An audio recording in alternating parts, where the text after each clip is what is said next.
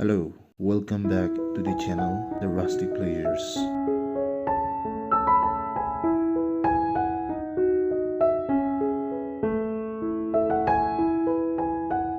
The Angami Christian Revival Church Council came up with a cause under the theme Jesus Cares to help those affected by COVID-19 and its induced lockdown. In response to that, green leaves collected from the forest, own-produced vegetables, essential commodities, and cash as well were contributed by 5 regional sub-council local churches under ACRCC. This charitable work was carried out on 10th June 2021. As we all know, this pandemic has halted life immeasurably, yet the hands of the kind hearts could not be held back.